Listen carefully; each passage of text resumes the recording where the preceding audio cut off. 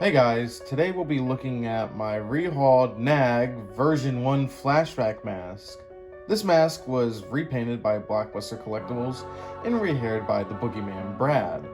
Originally, I asked Brad if he wanted to paint and hair the mask, but he wasn't really feeling up to it, so I asked a few artists around and I got a reply from Blockbuster Collectibles. I did ask Ryan at SLFX and Jimmy Falco of Spookhouse Props if they could give it a swing, but they didn't get back to me right away, which is fine. They're very busy, and I'm just grateful that they eventually did get back to me. But Blockbuster Collectibles got back to me pretty swiftly, and he was confident that he could do it. And, I mean, hey, look at it. When I bought this, and in the interim of when I sent it out to be painted and haired, NAG had made a version 2. Originally, I didn't care much for it, but then I saw it rehauled by Shape Studios, and it looks so close to the Screen Use mask I saw at Sugarmint, which I believe is the stunt mask. Eventually, I'll get the version 2 and hopefully be able to get it haired and styled and all that, like how the Hero mask was, to complement this one. But right now, this is the first and I think only flashback mask with Hero accurate hair and as close to Hero paint job as we can get. Just by looking at it, it looks really good. Pretty dead on. I believe it's all airbrushed too. Though Crystal Lake Creations and I have noticed that the mask may have been dry brushed, not unlike the other trilogy masks. There seems to be some kind of dry brush strokes on the one at Sugarmint, so that could lead one to assume that maybe the masks were dry brushed all around. But even though this isn't dry brushed, I mean, wow. Does that look good, or does that look phenomenal, actually?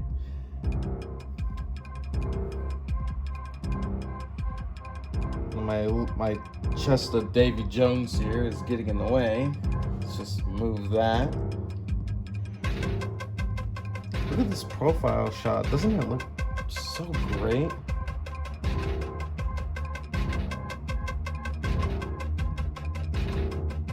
This information to me about the mask being dry brushed came after this mask was already painted by Block, but it looks the best. Like, this is probably the best flashback rehaul currently there is. I really hope someone does a V2 with the dry brushing method just to see if they can get it. That's not to say the artists that are already rehauling the V2 are doing a poor job. They're doing great stuff. And honestly, they're only going to get better. I'm just happy to exist at a time where these artists are just doing stellar work. Look at this hair by Brad. I mean, just look at that. Is that not awesome? Let's just... He even added Velcro here to, so it's like seamless. But isn't this hair amazing? I had to restyle the hair out of the packaging. Brad did the main styling. I asked for a fusion of Hero and some details from the stunt mask, and he was very, very kind to do so. It was very last minute. But I mean, just...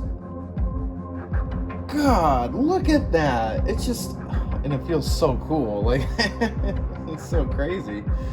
Look at this guy. Oh, okay, all right. I didn't stuff it. I just put it like that. I thought that would look the best. I'm sure someone with better hairstyling than me could do a better job, but it's pretty good, I'd say, Here, we're gonna take a closer look at this hair. This seems to be residue of hair gel that I used to restyle it. That's not from Brad, that's from me. I should make that noted.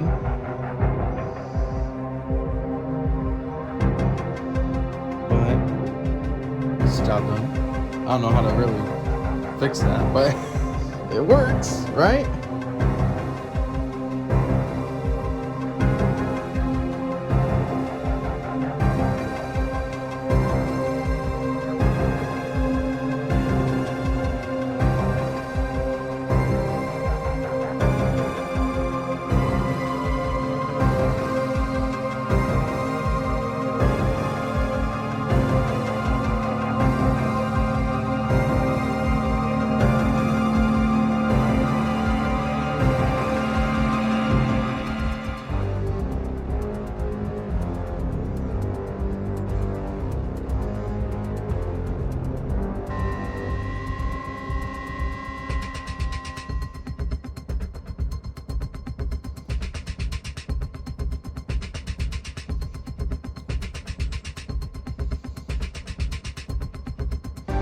What a great mask.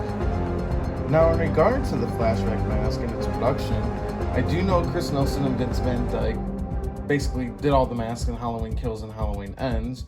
I don't know if Justin Mabry was brought back on after Halloween 2018, but fans really wanted Tots to release a flashback mask, but due to legal reasons they can't, involving Universal, I believe.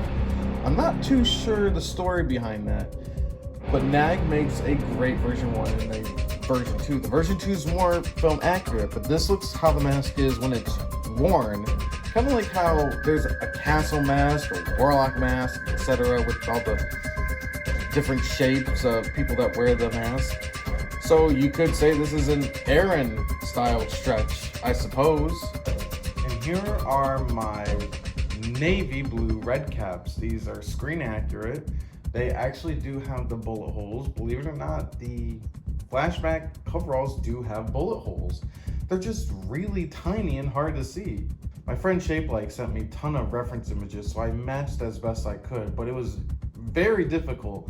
I think I got them all. There's apparently 5 instead of 6. I guess one shot Michael in the head. That counts as the 6th shot. So whatever, I suppose. Here are my Wolverines, steel-toed. Here is my Kills rope prop from the Evidence Vault on Etsy. Very cool. So now let's put the costume on and see how the whole fit looks.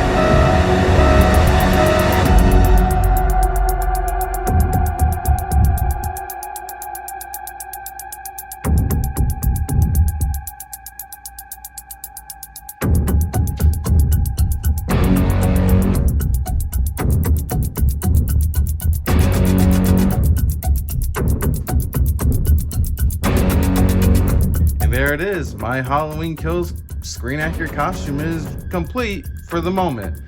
Debating on the V2 and to see how artists work on it to get it more screen accurate, but they're doing great work right now.